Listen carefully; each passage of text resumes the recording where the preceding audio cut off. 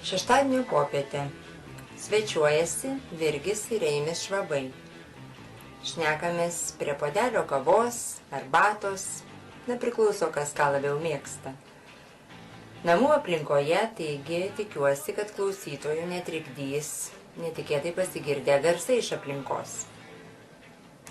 Šnekamės apie tai, kad vos prieš kelias savaitės man į rankas pakliuvo ką tik Lietuvoje pasirodžiusi Roko Radzevičiaus knyga Lietuvos roko pionieriai. Turiu prisipažinti, skaičiau su didžiausiu malonumu. Keletui dienų nusikėliau tiesiog į tuos laikus. Žinoma, perkeltinė prasme. Knyga sudaryta interviu pasakojimų pagrindu. Autorius kalbasi su 7-8 dešimtmečiuose gyvavusių grupių atlikėjais, muzikantais ir kitais žinomais asmenimis. Štai dabar atsiverčiu 349 knygos puslapį. Skaitau iš knygos Gintarėliai. Tai buvo viena stipriausių Kauno grupių 1965-73 metais ir pirmas Lietuvos roko kolektyvas, kurio įrašus po estradinio orkestro Oktava vėliava išleido oficiali sovietinė leidybinė kompanija. Kadangi kolektyvo branduolys, broliai Virginijus ir Eimuntas Švabai emigravo į JAV, apie grupės istoriją dar 2000-aisiais sutiko papasakoti Lietuvoje likęs brolis Vidimantas ir buvęs Gintarėlių būgnininkas Valerijus Šalyginas. Štai taip rašo knygoje. Taigi ta mintis, kad pokalbio su jumis Virginijau ir Eimuntai knygoje nėra, manęs nepaliko ilgiausiai ramybėje. Žinia, kad esate man ranka pasiekiami. Nepaslaptis. Negalėjau tuo nepasinaudoti ir nepakviesti jūs puodeliui kavos, o to pačiu pabendrauti su jumis, pavartyti knygą, kuri sukėlė man tiek daug teigiamų emocijų. Kai prieš daugybę metų išgirdau jūs čia, Amerikoje, grojant gyvai, tuomet net į galvą man nešovė tokia mintis susijęti jūs su viena iš pirmųjų lietuviškų roko grupių Lietuvoje. O tai, kad žinojau jūsų muziką, klausydavausi jos dar būdama vaikas, tai manęs dabar jau nebestebina. Ir iki šiol žinau daugybę ir prisimenu daugybę jūsų dainų. Man tas netrodo keista dėl to, kad visuomet domėjausi būtent to meto muziką. Aš tiesiog su ja užaugau. Taigi gal ir pradėkime nuo to, su kuo užaugote jūs. Užaugom, tai pradžia buvo aiški, kokią muzikos mokyklas suteikė mums kažkiek tai tokio, skaitykim, įsilavinimo, kuris, matomai, ir suteikė mums tą troškimą kažkur tai groti, kažkaip tai siekti to, kas mus domino. Ir nuo to ir prasidėjo. O kaip sakau, pradžia smuikai buvo, tai ir pradėjom nuo smuikų orkestro pertraukų, repeticijos pertraukų metu su Eimiu dviese pasisukam gitaras, tai yra smuikus pasisukam į gitaros poziciją ir dainuodavom, vaizduodami gitaras. Tai buvo tokia kaip ir pati pradžia, pačių pradžia. Tai turbūt čia buvo kokie 65. Dar anksčiau, gal ir anksčiau net. Kai tiek daug laiko praėjo, man ir metus sunku atgaminti, gal tu ką nors daugiau prisiminsi. Eimantai, aš skaičiu dar tokią istoriją, kad į muzikos mokyklą, kurią jūs čia minite, iš tikrųjų nuėjo pabandyti savo galimybės įstoti jūsų vyriausias brolis. Tačiau kaip jūs ten atsiradote? Kadangi Virgis jaunesnis metais, tai mes darželį su Virgiu buvom kartu vis tiek. Darželį jau pastebėjau, kad mes turim klausas. Ir kadangi man suėjo 7 metai, buvo priėmimas į muzikos mokyklą, nes mūsų tėvelis labai norėjo, kad mes, bent jau mes jauniausi, būtume muzikantais. Tuo labiau, kad darželį pasakė, kad mes esam, tam turim kažkokią tai Dievo dovaną, kaip pasakyti. Tai stojant man į tą jau priėmimą, aš pamačiau ne vyriausią brolį, o jaunesnį brolį, iš tikrųjų, Vidą Švabą. Pamačiau, kai jis atėjęs savystoviai, nesakęs nei tėvams niekam, atėjo stoti į muzikos mokyklą. Tai reiškia, jis norėjo, atrodo, pučiamųjų klasę, bet jį nepriėmė, kadangi jis, kad padauža buvo, tai dantis buvo nuskeltas, tai negalėjo triubą pūsti, tai reiškia, už tai nepriėmė. Tai va. O kaip jūs pasirinkote smuiką? Dėl ko smuiką? Sakykime, ne pianiną, ne akordeoną, kas tais laikais būdavo populiaru muzikos mokyklose pasirinkti. Dėl ko jūs pasirinkote smuiką? Pirmiausia, Ne mes pasirinkom pirmiausia. Tėvelis, taip norėjo. Taip, turbūt mes tada Aš taip savo prisimenu, nuomonės kaip kad ir tokios neturėjom. Nežinau kaip Eimi, bet aš tai tikrai tokios nuomonės neatsimenu, kad aš norėjau smuiko. Na, taip nebuvo. Mėgau daugiau pianinų grot, nes būdavo jau pianinas namuose, o šitas Vidas... Ai, Buvo. Žiūrėk, aš ištaisysiu, gerai, Virgiu, nes prisimenu. Nes tėvelis tai norėjo, kad smuikų gročiau. Kadangi aš pirmas stojau, Virgiu, nes tu buvai jaunesnis, jo? Tai aš pirmas stojau, tai pasakė, aš noriu, kad būtumėt smuikininkai. O. Gal aš... Stojant į muzikos mokyklą, man dar kartu stojo šitas, norėjo įstoti Povilaitis, tas dainininkas, Stasys Povilaitis. Stasys. Ja. Jis dar man pasiūlė, sako, Eimi stok į šitą, eik į fortepijono klasę. Bet per egzaminą tie mokytojai pasižiūrėjo pirštus, pasakė, smuikininkų būsi. O kaip Virgi buvo, tai jis jau pas gali papasakoti Aš asmeniškai. tik tai labai blankiai atsimenu tokį momentą, kai buvo tas egzaminas, vadinkim, priimamasis. Tai ten paspaudė gaidą, ten turi padainuoti, kitą gaidą paspaudė padainuoti, paskui melodėlę pagrojo, turi padainuoti. Apžiūrėjau pirštus, apžiūrėjau viską ir pasakė, kad tu tiktum smuikui. Ir tiek ir nebuvo ten man ar prieštarauti, ar sutikti, aš taip palingavau galvą ir tam ir baigėsi. Tai jeigu kažkuriuo metu nebūtų atsiradę gitarų jūsų rankose, tai šiandien turbūt bendraučiau su akademinės muzikos pasaulyje žinomais smuikininkais. Gal ir nežinomais, o gal... Nežinau kaip Virgis, bet aš tai tikrai ne, nes nemėgau smuiko kaip turi būti. Dabar aišku, gailiuosi labai.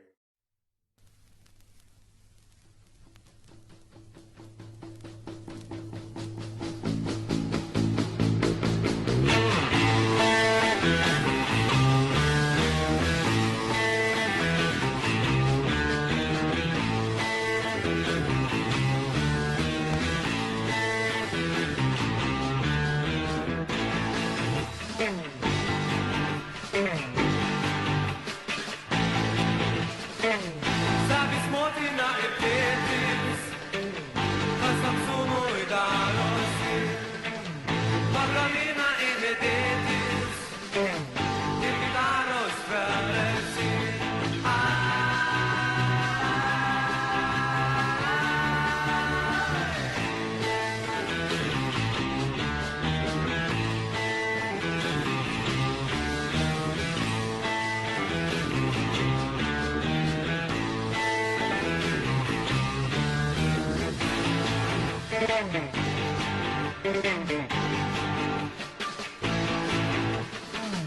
Į grontą išvažiuoju, jūs tik nesupykite, atsisveikinkim gražiuoju, na sveiki palikite.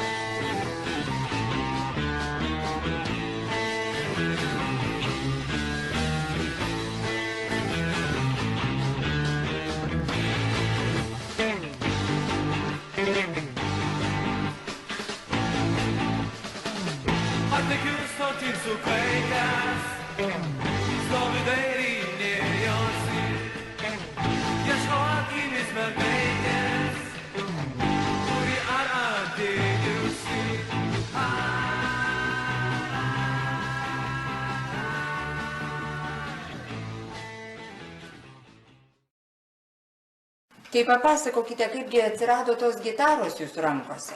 Iš kur iš viso, jūsgi buvo dar labai maži, kaip tos gitaros atsirado vietoj smuiko? Mūsų tėvelis dirbo Pradėkime nuo šito gal. Nuo to dirbo Ne, tenai. pirmiausia, kaip prie ko mus privedė gitaros, kas broliai turėjo, kaip tai vadinasi, Vaiva, Ne. Buvo Ryga 10 Ryga radija. 10, Ir vyriausias brolis slapta klausydavos Amerikos balso ir ten, kaip sakai, pasikaboda, mes lyzdavom po stalukais, nes mus neleisdavo klausyti. Ir šitą kartu perduodavo kokią tai muziką. Ir Čarlzą pirmiausia aš išgirdau ir kitas tokius. Ir tada ten kažkur tai ir Bitlus jau leisdavo. Jau tais laikais, 63 metai, taip. O tai iš to pagavom tą gyslą, galbūt to ir reikėjo mums, taip ir kabinomės.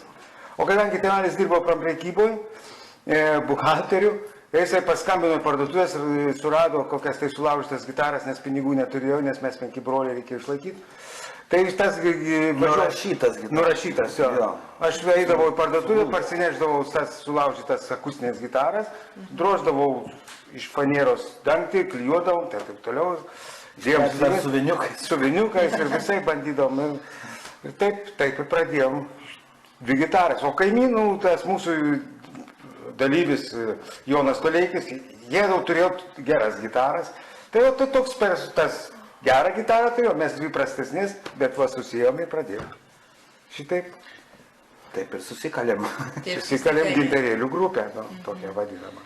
O ar atsimenat savo patį pirmą pasirodymą? Žinoma, kaipgi neatsiminsi. Pirmas pasirodymas turbūt buvo Šiaulių gatvėje. Vadinkim, kiemuose. Vienas iš tokių, ne Šiaulių pirmą gatvė prasidėjo, o dabartiniai Karo ligoninės gatvėje pas Antaną. Jo, pas kaimyną. Pas kaimyną. Ir ten paskui. Eidavom kiemais, taip labiau sakant. Eidavom kiemais. Kiemo grupė buvot. Taip, iš vienos gatvės į kitą, ten eidavom, aišku, žmonės susirinkdavo ten iš tų namų. Ne, bet pinigų tada nerinkdavo. Ne, nerinkdavom, ne. Taip pat kažkas pasiūlė, tai paskui jau ten, tiesiog, kas padėdavo kepurę, tai primesdavo tų kapeikų ant ledų. Bet taip specialiai dėl pinigų tai jokiais būdais. Ne, paprasčiausiai norėjom, kad mus klausytų. O kam kilo mintis pasivadinti gintarėliais? Kaimynas. Kaimynas pavadino? Vardu Aliukas Pasavockis. Jis buvo tenisininkas, čempionas ir jis pasiūlė šitą, nes neturėjom jokio pavadinimo. Tai jisai pasiūlė mums pasivadinti gitarėliais ir mums tas labai patiko ir liko. Pirmiausia, kai mus išgirdo vienas kitas ar trečias gatvės klausytojas, vienas kaimynas, mes dar grojom be Šalaiginom, jis buvo mūsų kaimynas, jisai jau buvo aukštesnės, kaip sakyt, vyresnis už mūsų. Ir jisai su mumis sutiko groti. Jis ten turėjo tėvo karinį bugniuką tokį vieną ir kažkokią tai lėkštutę vieną tokią. Ir po to, kas įvyko, kad pirmiausia, turbūt pirmas mūsų buvo išėjimas ne į mokyklą, o į Chlamzavod. Buvo tokia Chlamzavod salė prie muzikinio teatro. Tai buvo mūsų pirmas įstojimas į sceną. Neatsimenu net. Tai čia jūsų buvo pirma patirtis su scena. Scena, pati pirmoji. Toj gamykloje. Toj gamykloje. Nes ten grojo vienas irgi kultūros pažįstamas. Jo, vienas pažįstamas kažkoks tai grojo ten. Ir sako, jūs galite ateiti per pertrauką pagroti. Bet čia buvo ne mokyklos, vėliau ėjo. Vėliau buvo. Jo. Bet dar patys buvot mokiniai iš tikrųjų. Taip, mokiniukai buvo. Paskui gavosi taip, kad mes papuolėm į pionierių stovyklą. Atsimeni, mes jau su Valierka susipažinom. Jo. Ir visi 3 dar su Jonu nuvažiavam šiaip su atvažiavam į Kačerginę. Fučiko stovyklą. Su paprastom gitarom į palapinę. Pas tos vadovus. Ten uždainavom ir visas stovyklos pionieriai, visi bitlai atvažiavo iš Maskvos. Jo. Pasakė. Čia buvo Kodėl iš Maskvos? Ar galvo, kad bitlai Maskvoj? Taip kalbėjo. Nežinojo, gal tos informacijos neturėjo, tais laikais apie bitlus iš viskas ten rašė, kad ten Kas tie bitlai buvo, kas... Nu, kadangi jie visi buvo vyresni už mane ir Šalyginas, ir Toleikis, ir Eimis, jie buvo vyresni, man mažiausiai rūpėjo tie dalykai visokie, aš mažiausiai ten atsimenu, kaip kas ką. Aš tik atsimenu, važiuojam, nu ir aš važiuoju, važiuojam, nu tai ir aš važiuoju. Gitarą ant kupros ir važiuojam į tą Kačerginę ir pasirodo ten labai patiko jiems ir jie mums pasiūlė. Pasiūlė, kad tiesiog tą kelialapį, kad kiti atvažiuoti, atostogauti, vos neuždyka, kaip sakyt. Ir ne tai, kad uždyka ten ir tai būdavo kelialapiai. Kad groti. Kad groti ir... Jo, į stovyklą, ten būdavo visokie renginiai, būdavo netgi paskui mokytojai užsimanė šokius pasidaryti savo salėje, tai mes grodavom pionieriai jiems šokiams, nors tai buvo nelegalu galbūt tuo metu, bet nebuvo tokia griežtų taisyklių. Ir paskui pavyko Lenkijos ir Lietuvos pionierių ir Lenkų hercerų, kaip ta, mainai tokie, draugiški mainai, jų važiuodavo pas mus į Fučiko stovyklą, o iš mūsų veždavo, tai jie mus išsiuntė kartu su ta grupe pas tuos Lenkus hercerų. Pionierių delegacija išvažiavom į užsienį. Ir pirma kelionė į užsienį. 67. Šešti man. Taip, 66 metais pirma kelionė. Tai jau čia jau buvo be akustinių, jau ne su akustėm, jau čia buvo padarytos elektrinės O gitaros. tai kas jums padarė tas pirmasis elektrinis Tai brolis Vidimantas. vyresnysis brolis? Jisai ten turėjo pažinčių, ten kažkas išpjovė, vadinkim, Korpusą. Korpuse. Mes nuo tų 7 stygių gitarų nuėmėm grifus, prisukom. Kita vyriausias brolis tarnavo Kaliningradė armijoje, nuvažiavė, jis atsiuntė ausinių. Tų ausinių pradėjo brolis Vidas, bandė lituoti ir, kaip sakyti, aš išmokau per jį tą litavimą. Ausinės padarė tuos adapterius vadinamus, nuėmėjus. O taip ir gavosi. Visą. Nu, tai turėjom visi elektrinės jau tada. Ir tada į Lenkiją jau važiavam su elektrinėm, į radiją įjungdavom tokią radiją. Per Spidolą grodom. Ir per Pionierių stovykloje per Spidolą grojom. Ir per Spidolą tai čia radija. Radija, tokios mažytės pirmos radijos Rygos gamybos. Rygos gamybos Spidolą. Tranzistorinės. Ant baterijų. Pusę vato galingumo. Bet užtekdavo to Svarbu, garso. bet svarbu, kad būdavo... Kažkoks garsas. Vis tiek kažkoks garsas.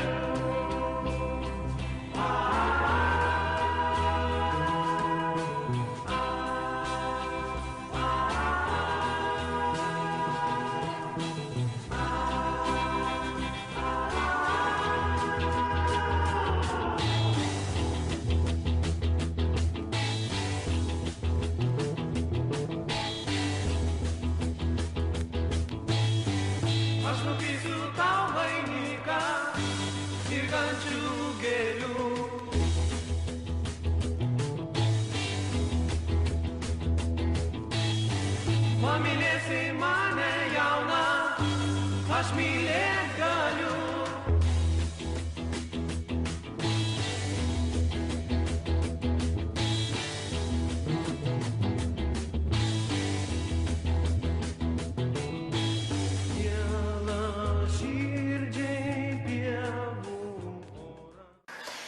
Bitlomanija tais laikais buvo apėmusi visą pasaulį, o kokių dar grupių klausydavotės ir kaip jūs iš viso pasiekdavo tą vakarietišką muziką, kaip ateidavo iki jūsų ausų tuo metu? Viską klausydavom tik tai per radiją. Nieko nebuvo kitos informacijos. Per trumpos bangos, tai tik tai Liuksemburgas ten geriausiai kas eidavo, o tai per trumpas bangas, kaip Amerikos, BBC, Ir tiesiog gaudydavom, ieškodom stočių, sėdėm, valandas, įsukdavom. Priminsiu, betgi būdavo ir Lenkų Varšuvos puikiai stotis, kur kitą kartą turėdavo savo valandas. Ir Prahos stotis, Prahos čekų. Teisingai, jo. Irgi duodavo, nebūdavo ištisai muzikos, kaip būdavo, dalesim, Liuksemburgas ištisai dieną naktį, 24 valandas grodavo tą, vadinkim, rock muziką, o Lenkai turėdavo savo laiką, ten valandą ar 2 valandas, ten kitą laiką Pragos radijas, tai visas gaudydam, atsisėdė, suradė ir gaudai, kur muzika groja. Turėjo magnetolą, vadinamą Vaivą. Ja, Vaiva. Tai brolis Vidas. Nupirkęs į kurią viską įrašinėdavom ir iš ten mokėmės. Ar būtų broliai nusidėję, nusipirko, šoko kitą muzikiniam teatrą. Gali būti, aš net nežinau, aš to net nežinau. Tais laikais lietuviškos grupės, kai kūrėsi daug kas jas priskirdavo Big Beato grupėms. Tai o gintarėliai, kokia grupė buvo? Roko ar Big Beato? Nežinau. Kaip jūs pasakytumėt, kaip jums dabar atrodo, kokia tai grupė buvo iš tikrųjų? Aš iš tikrųjų net negalėčiau dabar išskirstyti, ar ten Big Beato. Big Beatas ar rokas nebuvo tada ne pop muzika, buvo tik džiazas, bluesas ir vadinkim tas Big Beatas arba rokas. Iš tikrųjų nebuvo tiek, kaip dabar suskirstyta daug ir prie kokios mes ryties jom patys net nežinom, nes mes tik grojom, kaip mums atrodė, stengiamės kuo geriau groti. Nu, kas mums labiausiai buvo prie širdies, ar Paulanka, ar Bitliukai. Nu, skinkim Bitlus, konkrečiau, jo? Ir Rollingstonus eina, ir Rollingstonai, Bitlai, ir Paulanka, ir Elvio Presley dainuodom. Tuos grodom ir paskui jau atsirado, kai tas išgirdom tą hard roką, nu tai reikėjo hard roko, kadangi Virgiui reikia pirštus pamėgilinti, parodyti, kaip jis groja. Man, nes puikiai viską Virgis labai gerai, greit parimdavo su gitara, viską atkartodavo, ten jokių problemų jam tas padaryti. O grupių tais laikais, dar prieš tai, kaip Diana klausė, tas kokias grupės klausydavom, visas klausydavom už tai, kad jos buvo dar tik irgi pradžia, jų tiek daug nebuvo, kaip šiais laikais galėdavau, tai visas žinodavom. Ne visas atlikdavom, tiesiog mes žiūrėjom, jautėm, kas mums prie širdies, kas tiktų mūsų balsams ir mūsų atitiktų mūsų diapazonui. Ir vienu žodžiu, kad būtų maloniai klausoma. Ir sugebėsim atlikti, jau tą mes jau jausdavom. Tai viską atkartodavot iš klausos. Tik tai. Jokių natų tais laikais nebuvo, jokių įrašų nepasiekdavo. Viską patys nurašydavom, nes kadangi rašybos mokykloje rašyba ne problema. Mokėjote užsirašyti. Toks buvo terminas knygoje, irgi radau, nuiminėti muziką. Skamba labai įdomiai. Tų laikų išsireiškimas, nuiminėti ją. Kaip rokas iš viso formavo jūsų asmenybės, kaip jūs augote girdėdami tokią muziką, grodami tokią muziką, kaip tas, sakykime, formavo jūs kaip žmonės, jūs kaip asmenybės? Pirmiausia, mes mokėmės Naujalio muzikos mokykloje, kur buvo labai griežta tvarka. Pasisveikinimai su mokytojų matais, nematais, dienos metu kiek kartų pasisveikinti reikia. Tas viskas, ta tvarka, ta drausmė privedė prie ko. Visą laiką su kostiumais turėdavom būti. Antrą, namuose labai šilti santykiai. Namuose visi broliai, visi gyvenom kartu, tėvai nematė mes nei kad piktųsi, nei ką. Dar kas, kai priėmė mus jau į oktavą, Mindaugas Tamošiūnas amžinatilsį, buvo irgi dėstytojas griežtas. Ir tai tas viskas laikė mus tokiam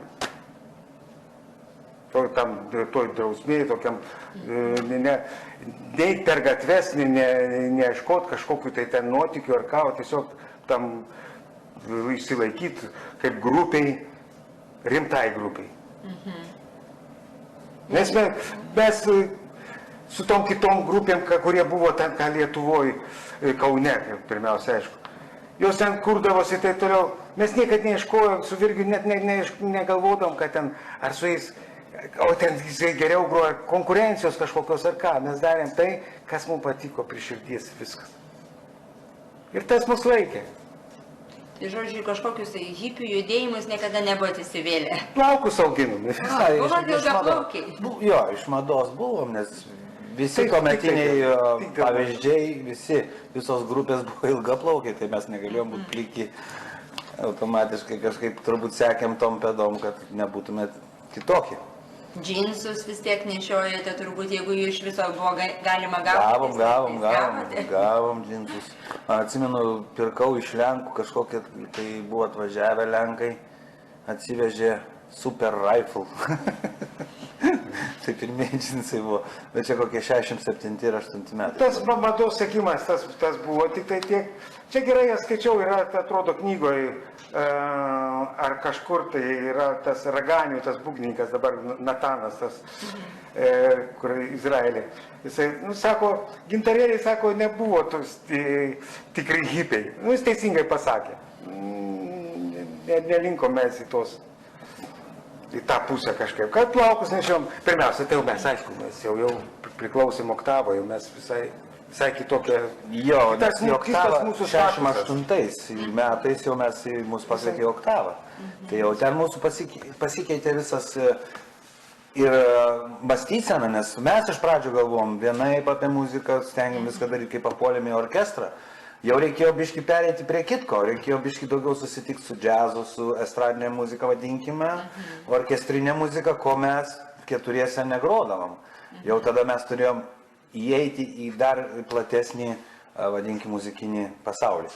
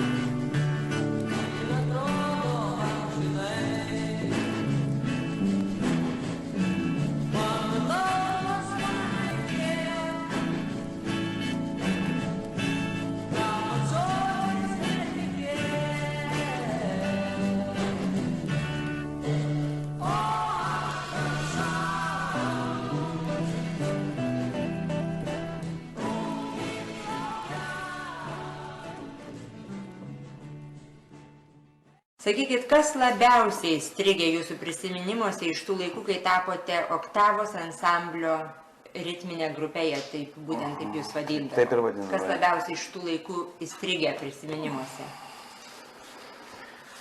O čia toks klausimas labai platus.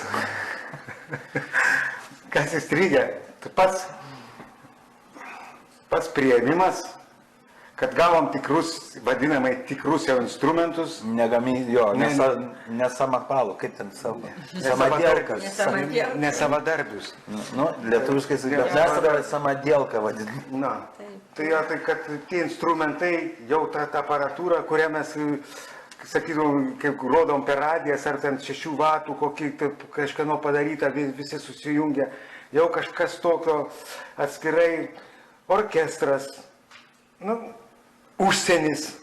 Jo, į užsienį kelionės daug davė. Tas viskas labai daug davė. Teko pakeliauti.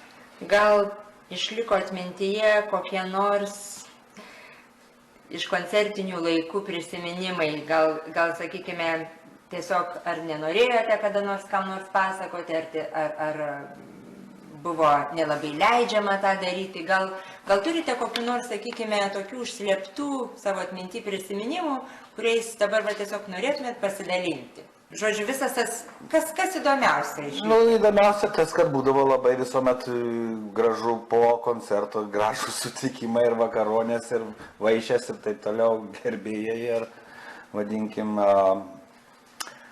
kas daugiau, aš net negaliu pasakyti, kad... Kas daugiau, žinai, kas buvo keista. Mesgi toj sporto haliai koncertuodom labai dažnai, ne? Jo. Kauno sporto. Kauno sporto haliai. Visi oktaviečiai, tie pučiamieji, tie du doriai vadinami, kai mes vėl, jie, kai prieš koncertą, jie įeina, juos praleidžia, viską tvarkoja. Mes ateinam, mūsų niekaip nenori leisti. Niekas net neprisimena. Mūsų abejo, Neleidžia, ko iš čia lendat. Ko iš čia lendat, mažiukai kokie. Prie durų stovi žmonės, kuriem nerūpi galbūt, kas ten koncertuoja. O vardą jau turėjom visoje Lietuvoje, kaip sakyta, mūsų niekaip nenori prisimena. O šiaip, Diana, kad tų ką nors tokio... Kad ką nenorėtume papasakoti, tai nėra tokio. Tik tai o tiek daug yra, kad reikia... Tiek daug, kad labai sunku net viską taip staigiai. Tai kiek jums buvo metų, kai jūs grodavot oktavą? Jūs buvote tengi patys jauniausi, teisingai toje grupėje? Kiek jums buvo, kokio amžiaus? Man buvo 15 ir 16. Jo.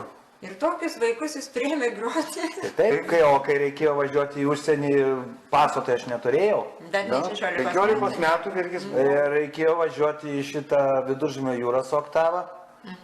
Nes tada tuo metu dar buvo bosistas Berkus, amžinatilsį. Tai, reiškia, gintarėliai kaip po nevažiavo, bet tik orkestras važiavo, reiškia, mane tik tai kaip po, kadangi iš orkestre grojau, Eimita tuo metu negrojo, paskui vietoj Berkaus atėjo groti oktavą. Tai neturėjau paso, tai nežinojo, kaip mane išvežti į užsienį, tai vežėsi kaip globotinį ten kažkokį, aš net nežinau tų kelių, kaip... Pasirašė už tave. Kažką tai Tamašiūnas pasirašė, kad... KGB ten taip toliau, kad atsakingas mane nepaleis, nepames ir taip toliau. Nu, tai va panašiai kažkas tai buvo taip.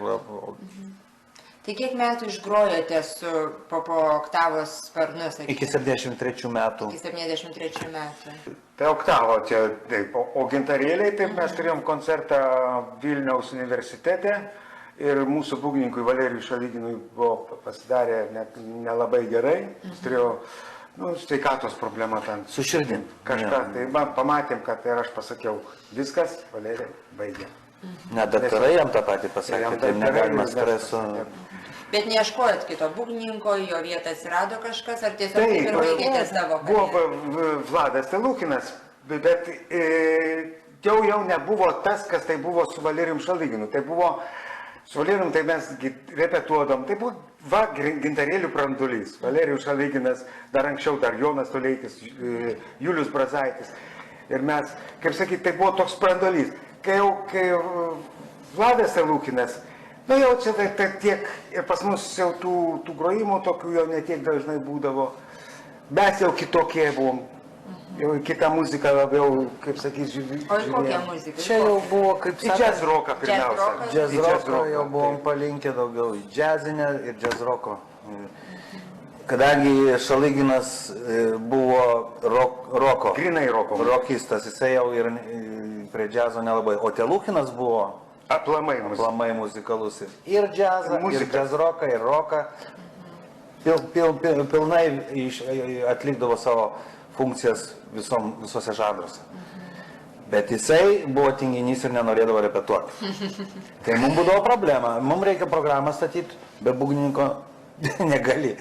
Ar daina kokią nors, jis ateina ir tiesiai, man reikia tiesiai groti. O mums tas dalykas biški stabdė. Nu, ką darysim, bet čia buvo tokie laikai. Mintise tau tariu, aš žodį myliu.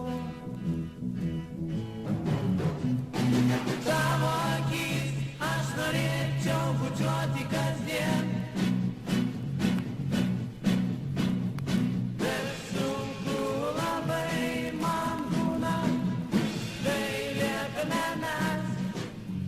Tik tai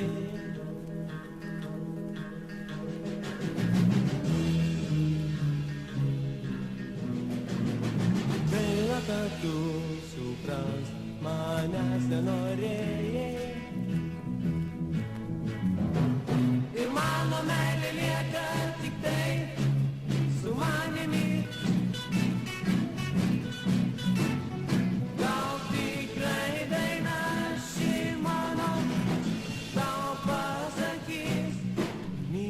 štai